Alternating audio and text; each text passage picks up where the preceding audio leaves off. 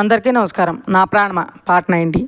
Ashwin ధృతికి ointment రాస్తూ కాళ్ళ పట్టీలు పక్కా జరిపేసరికి అక్కడున్న పుట్టుమచ్చ కనిపిస్తుంది. అశ్విన్ దాన్ని చూసి నవ్వుకుంటూ దాన్ని ముద్దు పెట్టుకుంటాడు. ధృతి వెంటనే కాలు వెనక్కి లాక్కుని అశ్విన్ని చూస్తుంది కొంచెం అయోమయంగా. అశ్విన్కి తన ఫేస్ని అలా చూడగానే చాలా ముద్దొచ్చేసి కొంచెం ముందర జరిగి తన మొహాన్ని చేతిలో తీసుకుని నుదుటి మీద ముద్దు పెట్టుకుంటుంటే ధృతి కళ్ళు మూసుకుంటుంది. ధృతి చాలా హ్యాపీగా ఫీల్ అయ్యి అలానే కళ్ళు మూసుకుని కొంచెం కంగారుగా ఉండడం వల్ల వణుకుతున్న పెదాలను చూసి అశ్విన్ ఇంకా టెంప్ట్ అయ్యి పెదవుల మీద ముద్దు పెట్టేస్తాడు. అశ్విన్ అలా ముద్దు పెట్టగానే తన నుండి ఇలా ఎక్స్పెక్ట్ చేయని ధృతికి కొంచెం షాకింగ్గా అనిపిస్తుంది. అశ్విన్ కళ్ళు పైకెత్తి ధృతిని చూసి తన రియాక్షన్ చూసి నవ్వుకుంటూ మళ్ళీ ముద్దు పెట్టుకుంటాడు. ఆల్రెడీ షాక్లో ఉన్న ధృతి అశ్విన్ ఇంకా తన్ని వదలకుండా మళ్ళీ ముద్దు పెట్టుకుంటూ ఉండేసరికి తనకు కూడా తెలియని ఫీలింగ్ స్టార్ట్ అయ్యి అశ్విన్ని చుట్టూ చేతులు బిగిస్తుంది. ఇంకేముంది, అశ్విన్ కూడా తను మరింతగా దగ్గర తీసుకుని ముద్దు పెట్టుకుంటూ మెల్లగా తన మీద కొరుకుతాడు. ధృతి అలా వెనక్కి వెళ్ళి బెడ్ మీద పడిపోతుంది. అశ్విన్ మెల్లగా ధృతి పెదవులను వదిలి తన బొగ్గ మీద పెదవులతో రాస్తూ మెడ కింద ముద్దు పెడతాడు. ధృతికి ఏదోలా అనిపించి అశ్విన్ని పక్కన నెట్టి ఇటు తిరిగి పడుకుంటుంది. ధృతి తోయగానే పక్కన బెడ్ మీద పడిన అశ్విన్ అయినా తన్ని వదలకుండా ధృతిని తన వైపు నడుము మీద చెయ్యేసి దాన్ని తడుముతూ ఈ పక్క నుండి ఆ పక్క చెయ్యి తీసుకెళ్ళి ఆ నడువుని ఇంకా గట్టిగా పట్టుకుని మరింతగా దగ్గర తీసుకుంటాడు. ధృతికి సిగ్గుగా అనిపించి అశ్విన్ని గట్టిగా హక్ చేసుకుంటుంది.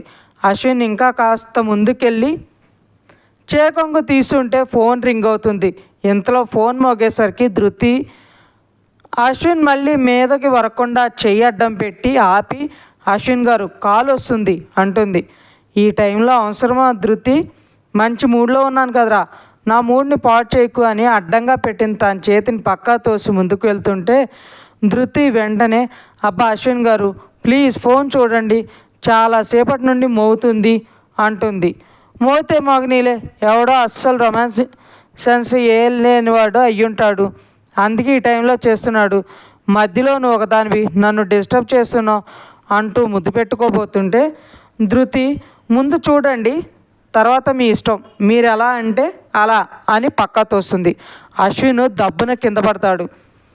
ధృతి అశ్విన్ కింద పడటం చూసి కంగారుగా అయ్యో అశ్విన్ గారు ఏమైందండి అలా కింద పడ్డారు అని సపోర్ట్ కోసం చెయ్యిస్తుంది.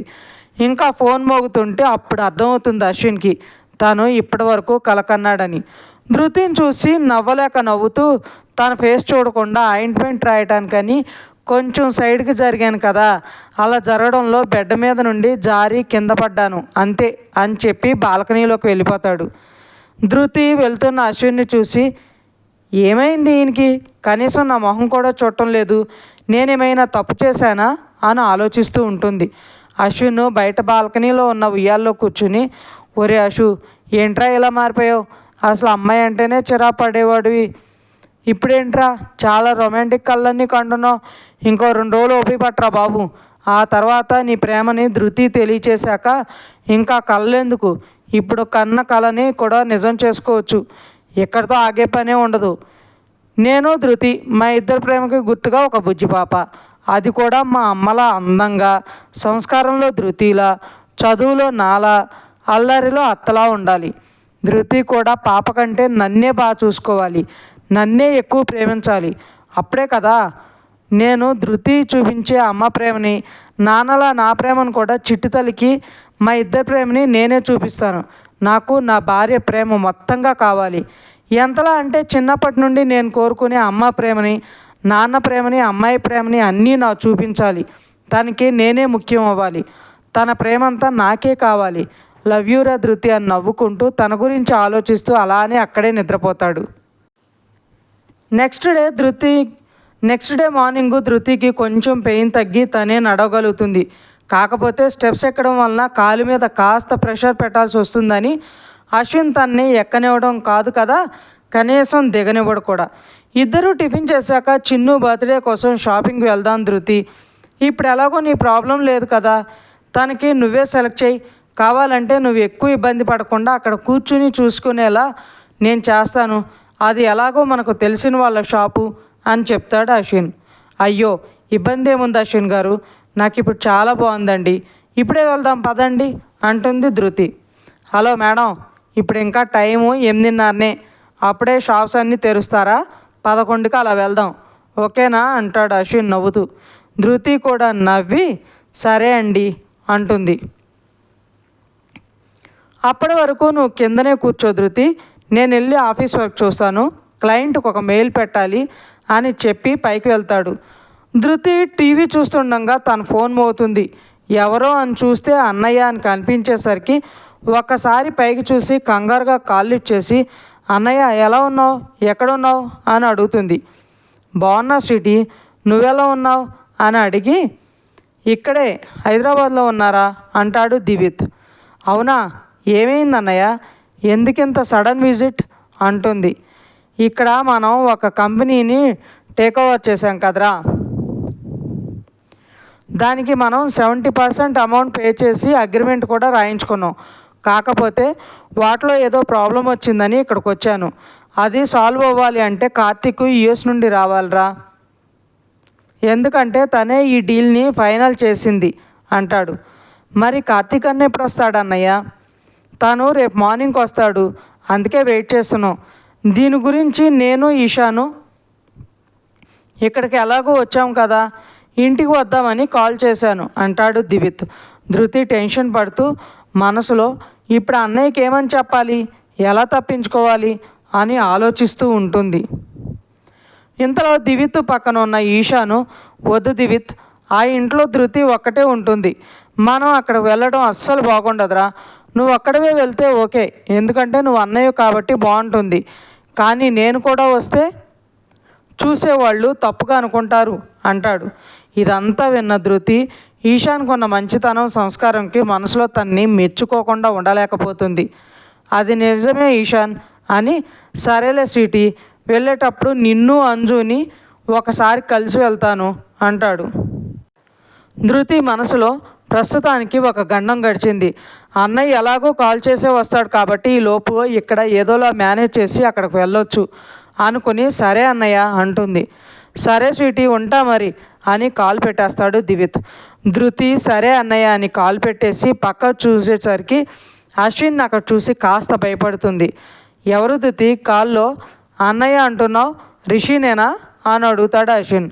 ధృతి తడబడుతూ, అశ్విన్ గారు, రిషి అన్నయ్య గురించే అంజుతో మాట్లాడుతున్నా అంటుంది. సరే మనం స్టార్ట్ అవుదామా, మనం వెళ్ళేసరికి ఒక 40 నిమిషాలు పడుతుంది అంటాడు అశ్విన్. ధృతి సరే అని లేస్తుంటే అశ్విన్ తనను పట్టుకుని సపోర్ట్ ఇస్తూ జాగ్రత్తగా కార్ దగ్గరికి తీసుకెళ్తాడు. అశ్విన్ కారు డోర్ ఓపెన్ చేసి ధృతిని కూర్చోబెట్టి తనే సీట్ బెల్ట్ పెట్టి నవ్వుతూ డ్రైవింగ్ సీట్లోకి వెళ్తాడు. అలా షాపింగ్కి వెళ్తారు. ట్రాఫిక్ వల్ల గంట పైనే పడుతుంది వాళ్ళకి. అశ్విన్ కార్ పార్క్ చేసి ధృతి దిగాక తన వైపుకు వెళ్ళి తను పడిపోకుండా ధృతి భుజం చుట్టూ చెయ్యేసి మెల్లగా నడిపించి తీసుకెళ్తుంటాడు. ధృతి గురించి ఆలోచిస్తూ తను ఎప్పుడు బయటకు వస్తుందా, తనను చూద్దామా అని రోజు అశ్విన్ వాళ్ళ ఇంటి దగ్గర వెయిట్ చేస్తూ ఉంటాడు రోహన్. ధృతి అశ్విన్తో పాటు బయటకు రావడంతో 2 రోజుల తర్వాత తనను చూసిన రోహన్ ఫేస్లో చాలా హ్యాపీనెస్ వస్తుంది. రోహను అశ్విన్ వాళ్ళ కారుని ఫాలో చేస్తూ తను కూడా ఆ షాపుకు వెళ్తాడు. అశ్విన్ ధృతిని జాగ్రత్తగా తీసుకెళ్తుంటే తన వల్లే ధృతికి దెబ్బ తగిలిందన్న కోపం వస్తుంది రోహన్కి. రోహను అశ్విన్ని కోపంగా చూస్తూ ఉంటాడు. ధృతి మాత్రం అశ్విన్ని తన మీద అంత కేర్ చూపిస్తూ ఉంటే మెల్లగా నడుస్తూ అశ్విన్ని చూస్తూ నడుస్తుంది. ధృతి తన్నే ప్రేమగా చూస్తూ నడుస్తుంటే అశ్విన్ తనలో తానే నవ్వుకుని మనసులో నిన్నెంత బాధ పెట్టినా ఎంత కోపగించుకున్నా ఆ బాధను కూడా ఆనందంగా భరించి నన్ను ప్రేమిస్తూనే వచ్చావు. ఈరోజు కూడా నేను కొంచెం కేర్ చూపిస్తున్నందుకే నన్ను ఇంత ఆరాధనగా చూస్తున్నా నిన్ను, నీ ప్రేమని చాలా లేటుగా అర్థం చేసుకున్నాను ధృతి. నేను చూసిన కొన్ని సంఘటనల వల్ల నా మనసులో నాటుకుపోయిన కొన్ని అభిప్రాయాల వల్ల నీకు నీ ప్రేమకి ఇప్పటి వరకు దూరం అయ్యాను. కానీ ఇప్పుడు మాత్రం నిన్ను నీ ప్రేమని అర్థం చేసుకున్నాను. అందుకే నేను వదులుకోనరా. ఇవాళ ఒక్కరోజే నీతో నేను ఇలా దూరంగా, రేపు ఈవినింగ్ నా ప్రేమని నీ చెప్పేసి ఆ క్షణం నీ మొహంలో ఆనందం చూడాలి. ఇప్పుడు ఇద్దరంగా ఉన్న మనం ఒకటవ్వాలి అనుకుంటూ ధృతి వైపు చూడకుండా, మరీ అలా చూడకు, నాకు దిష్టి తగులుతుంది, ముందే రేపు చిన్ను బర్త్డే అంటాడు చిరుకోపంగా. అంతే, ధృతి చప్పున తలదించేసి అశ్విన్కి దూరం జరగబోతుంది. కానీ అశ్విన్ తన్ని మరింత దగ్గర లాక్కొని పక్కకు వెళ్ళనివ్వకుండా గట్టిగా పట్టుకొని, ఇలా పబ్లిక్ ప్లేస్లో నన్ను అలా ప్రేమగా చూస్తూ నాకు లేని ఆలోచనలు తెప్పించుకో అన్నాను, కానీ నా నుండి దూరంగా వెళ్ళిపో అనలేదు అంటాడు. ధృతికి అశ్విన్ ఏం చెప్తున్నాడో అర్థం కాదు అని అనేకంటే అసలు వినిపించుకోలేదు అనొచ్చు. ఎందుకంటే తన మనసులో అశ్విన్కి కోపం వచ్చిందని, తనను అలా చూడటం కూడా అశ్విన్కి ఇష్టం లేదని బాధపడుతూ అనవసరంగా తన కోపం తెప్పించాను అని ఫీల్ అవుతూ ఉంటుంది. అందుకే అశ్విన్ ఏం చెప్తున్నాడో కూడా అర్థం చేసుకోదు. ఇవన్నీ ఆ మనసులో ఆలోచిస్తూ నడుస్తుంటుంది.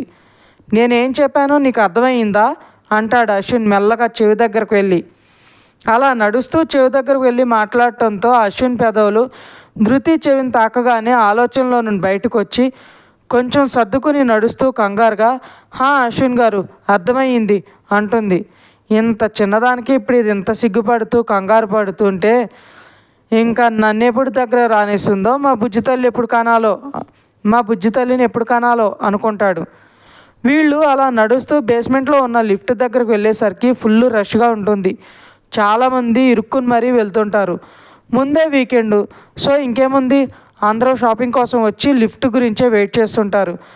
ఓపిక ఉన్న వాళ్ళు అక్కడ వెయిట్ చేస్తుంటే, లేని వాళ్ళు లిఫ్ట్ కోసం వెయిట్ చేయడం కంటే స్టెప్స్ ఎక్కి వెళ్ళడం మేలని వెళ్ళిపోతుంటారు. అశ్విన్ అక్కడ జనాల్ని చూసి, ధృతి లిఫ్ట్లో వెళ్ళాలి అంటే టైం పట్టేలా ఉంది, దీనికంటే మనం స్టెప్స్ ఎక్కి వెళ్ళడం బెటర్ అంటాడు. ధృతి సరే అశ్విన్ గారు వెళ్దాం అనేసరికి అశ్విన్ ధృతిని అమాంతం తన 2 చేతులతో తీసుకుంటాడు. సడన్గా అశ్విన్ అలా తను ఎత్తుకునేసరికి భయపడి అశ్విన్ మెడ చుట్టూ చేతులేసి గట్టిగా పట్టుకుంటుంది. ఇంకా ఉంది. ఫ్రెండ్స్, మీకు ఈ స్టోరీ నచ్చినట్లయితే లైక్ చేయండి, సబ్స్క్రైబ్ చేయండి. ఇంతలా ఆదరిస్తున్నందుకు థ్యాంక్ యూ సో మచ్.